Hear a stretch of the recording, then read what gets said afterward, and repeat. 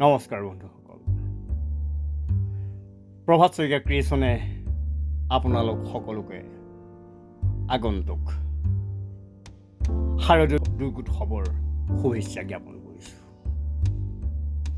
আহিন মানেই মাদলৰ শব্দত উথপ থপ বুকু,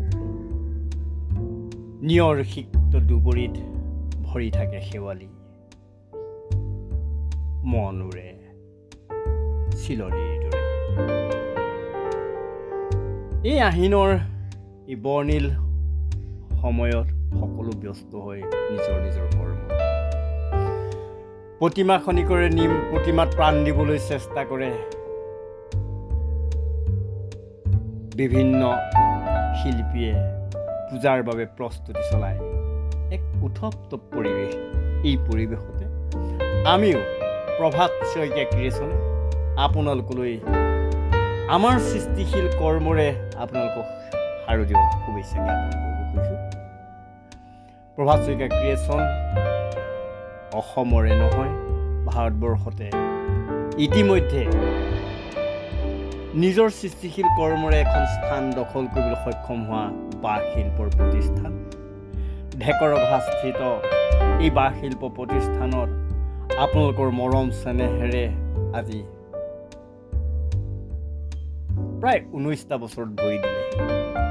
এই সুবাদতে আপোনালোক সকলোকে হিয়া ভৰা শুভেচ্ছা জ্ঞাপন কৰিছোঁ, কৃতজ্ঞতা জ্ঞাপন কৰিছোঁ। আপোনালোকৰ মৰম আশীৰ্বাদেৰে মোক আগবাঢ়ি লৈ যোৱাত যি সহায় কৰিছে তাৰ বাবে মই চিৰকৃতজ্ঞ হৈ ৰৈছোঁ। ইতিমধ্যে আপোনালোকে জানে এই শিল্পৰ জৰিয়তে মই সমগ্ৰ ভাৰতবৰ্ষতে কাম কৰি আহিছোঁ আৰু মোৰ কামে যথেষ্ট সফলতা লাভ কৰিবলৈ সক্ষম হৈছে। 2016 চনত অন্ধ্ৰপ্ৰদেশ চৰকাৰে বালা কেভি এডুকেশ্যনেল হেৰিটেজ এৱাৰ্ড দিছে। তেনেকৈ অসম চৰকাৰেও তেনেকৈ মান সন্মান পাইছোঁ। কিন্তু আচলতে মান সন্মানটো মোৰ কাৰণে ডাঙৰ কথা নহয়। মই আচলতে অসমীয়া মাটিৰ এটা শিল্পক প্ৰাণ দিবলৈ চেষ্টা কৰিছোঁ। অসম তথা ভাৰতবৰ্ষত আমাৰ এই বাঁহ শিল্পক, বাঁহক শিল্প ৰূপ দিবলৈ, কুটীৰ শিল্পক শিল্প ৰূপ দিবলৈ চেষ্টা কৰিছোঁ।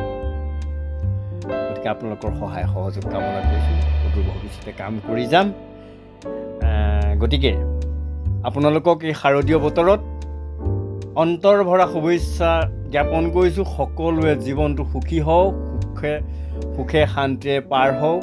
এই শাৰদীয় দিনকেইটা এক উলহ মালহেৰে উদযাপিত হওক, সকলোৰে লগত মিলা প্ৰীতি সৎভাৱেৰে মিলাপিত হওক, তাকে কামনা কৰি মই আপোনালোকক পুনৰ আমাৰ প্ৰভাত শইকীয়া ক্ৰিয়েশ্যনলৈ স্বাগতম জনাইছোঁ। আৰু লগতে মোৰ অনুৰোধ, যদি আপোনালোকে মোৰ চেনেলটোত এনেধৰণৰ ভিডিঅ'বোৰ পাই থাকিবলৈ মোৰ চেনেলটোক ছাবস্ক্ৰাইব কৰা নাই, ছাবস্ক্ৰাইব কৰি ল'ব আৰু লগৰ বন্ধু বান্ধৱীলৈ শ্বেয়াৰ কৰিব, যাতে আমাৰ এই সৃষ্টিশীল কৰ্মৰাজি সকলোৰে মাজত যাতে জনপ্ৰিয় হৈ উঠে আৰু কৰ্মমুখী মানসিকতা ল'ৰাখিনিৰ মাজত গঢ় হৈ উঠে, তাকে কামনা কৰিছোঁ। গতিকে আপোনাক আশা কৰোঁ আপোনালোকে মোৰ এই চেনেলটোক ছাবস্ক্ৰাইব কৰিব, লাইক কৰিব, কমেণ্ট কৰিব আৰু আপোনালোকৰ বন্ধু বান্ধৱীলৈ শ্বেয়াৰ কৰি মোক আগবাঢ়ি যোৱাত সহায় কৰিব বুলি আশা কৰিছোঁ। ধন্যবাদ।